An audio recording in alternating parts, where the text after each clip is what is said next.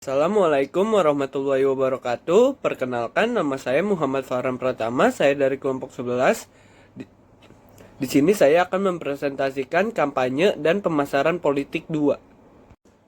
A. Pemilihan media komunikasi. Pemilihan media komunikasi bersifat isi pesan apa yang ingin disampaikan dan pemilihan media yang dimiliki oleh halayak.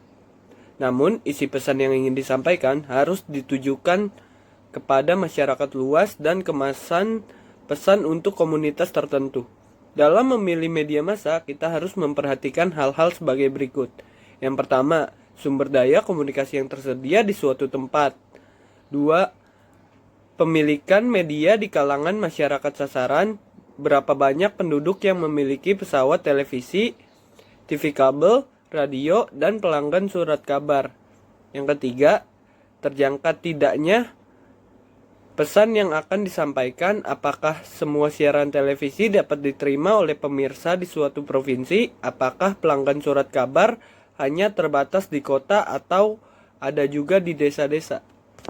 Selanjutnya, saluran komunikasi terbagi menjadi 5, yaitu yang pertama, saluran komunikasi kelompok. Yang kedua, saluran komunikasi publik. Yang ketiga, saluran komunikasi sosial. Dan yang keempat, saluran komunikasi antar pribadi. Yang terakhir yaitu saluran komunikasi tradisional. B. Produksi media. Memproduksi media sangat tergantung pada tipe atau bentuk media yang akan dibuat. Sebab memproduksi media cetak sangat berbeda dengan memproduksi media elektronik. Demikian pula media luar ruang dan media format kecil. 1. Media cetak. Memproduksi media cetak biasanya partai-partai politik berusaha bekerja sama dengan penerbit surat kabar untuk memberitakan dan mempromosikan kegiatan-kegiatan partainya. Namun, masalahnya hampir semua penerbit berusaha untuk bersikap netral karena tidak mau kehilangan pelanggan pembaca setelah pemilu berlangsung. Selanjutnya, media elektronik. Memproduksi media elektronik juga cukup rumit sebab memerlukan skenario bagaimana pesan-pesan yang akan dibawakan dalam gambar, terutama untuk media televisi. Selain media televisi, media elektronik radio juga tidak boleh diabaikan. Dengan latar belakang musik yang mengalun dan sentimental, radio dapat dimanfaatkan untuk kampanye politik. Kelebihan media elektronik. Yang pertama, dapat menembus ruang dan waktu. Yang kedua, dapat diakses secara cepat. Yang ketiga, pesan dapat disertai dengan gambar hidup yang berwarna sehingga menarik untuk ditonton oleh pemirsa. Selanjutnya, media luar ruang. Meski jangkauannya tidak sejauh dengan media elektronik dan media cetak, media luar ruang seperti spanduk, baliho, reklame, iklan bus atau kereta api cukup memberi pengaruh terhadap orang yang lalu lalang atau yang melihat media tersebut. Tentu saja diharapkan agar media luar ruang dibuat lebih menarik karena sifatnya visual. Selanjutnya, media format kecil seperti buletin, selebaran, brosur, poster, kalender, stiker, pin, dan semacamnya. Selain memerlukan desain yang bagus, juga memerlukan dana yang tidak kecil. Keseragaman ini diperlukan untuk memperlihatkan solidaritas yang tinggi di kalangan anggota, pengurus, dan tim sukses sang kandidat. C. Penyebar luasan media komunikasi. Penyebaran media pada prinsipnya berbeda satu sama lain, tergantung dari sifat, karakteristik, dan jangkauan media itu sendiri. Untuk efektifnya penyebaran media, terutama untuk media cetak, perlu diperhatikan bahwa memasang iklan dengan surat kabar yang bertiras 500 eksemplar jauh lebih murah daripada beriklan pada surat kabar yang bertiras 25.000 eksemplar. Pertimbangan mungkin saja timbul karena harganya lebih mahal, tetapi karena keripatan jumlah pengedaran yang luas jadinya jauh lebih mudah. Selain itu, yang dipertimbangkan lagi yaitu pada lokasi target mana sasaran yang mau dicapai. Kalau hanya untuk pilkada, lebih tepat menguasai media lokal atau menerbitkan di tabloid edisi khusus untuk itu. Dari konteks komunikasi politik, keberhasilan sebuah kampanye politik sekurang-kurangnya ditentukan oleh 4 faktor, yaitu 1. Partai politik, 2. Media massa, 3. Kapabilitas individu, dan yang keempat kebijakan dan program. Assalamualaikum warahmatullahi wabarakatuh. Salam sejahtera untuk kita semua. Kenalkan, nama saya MHD Fauzi Nasution. Di sini saya ingin melanjutkan presentasi dari Muhammad Farhan Pratama.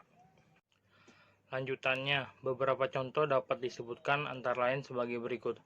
Yang pertama, kebijakan Presiden Lyndon B. Johnson terhadap Perang Vietnam berakhir dengan kekalahan tentara Amerika Serikat di Vietnam. Yang kedua, kejatuhan Presiden Soeharto di Indonesia karena kebijakan ekonominya yang dinilai memperlebar jurang pemisah antara golongan yang memiliki kesempatan untuk memperkaya diri dengan golongan yang tidak memiliki kesempatan kian miskin serta ketidakmampuan mengendalikan bisnis anak-anaknya. Yang ketiga, Ford punya citra buruk setelah mengampuni Nixon dalam kasus Watergate sehingga terhindar dari tuntunan hukum. Lanjutannya, selain faktor kebijakan program memiliki pengaruh terhadap pengambilan keputusan seseorang dalam menentukan calon, juga beberapa faktor lain yang perlu mendapat perhatian sebagai berikut. Yang pertama, faktor psikologis. Faktor ini terkait dengan masalah internal dalam diri individu maupun dari faktor luar. Yang kedua, faktor budaya. Faktor ini menjadi komoditas politik yang cepat dan mudah dijual. Jadi faktor ini banyak dipengaruhi oleh ikatan emosional sejak masa kanak-kanak. Yang ketiga, faktor agama. Faktor ini sensitif dalam setiap pemilu.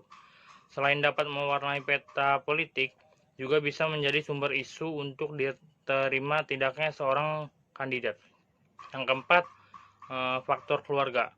Faktor ini cukup dominan dalam memberi pengaruh terhadap seseorang. Dalam kasus partai politik, banyak orang menjadi anggota partai bukan karena pengaruh partai atau media. Dana kampanye.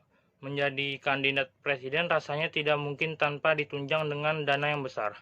Jika bukan calon itu sendiri yang memiliki dukungan dana pribadi yang kuat, calon harus mendapatkan dukungan dana dari pihak yang ingin mensponsori yang biasanya berasal dari kalangan konglomerat atau pengusaha besar. Personel kampanye. Melakukan kampanye tentu saja akan dibutuhkan sebuah tim untuk mensukseskan kampanye yang akan dilakukan. Maka dari itu dibutuhkan personel kampanye yaitu sebagai berikut. Yang pertama, manajer kampanye. Yang kedua, tim analisis. Yang ketiga, penulis pidato. Yang keempat, hubungan media. Yang kelima, urusan produksi dan keuangan. Yang keenam, urusan data dan dokumentasi. Dan yang terakhir, tim pengamat. G. Etika politik dan kampanye. Etika dapat diartikan tentang nilai moral yang menyangkut perilaku manusia. Etika politik merupakan upaya untuk memperluas lingkup kebebasan dan menciptakan institusi-institusi yang lebih adil. Di Indonesia, etika politik dan kampanye harus ditegakkan untuk komitmen moral agar mendidik masyarakat berpolitik dan menghargai kreativitas orang lain.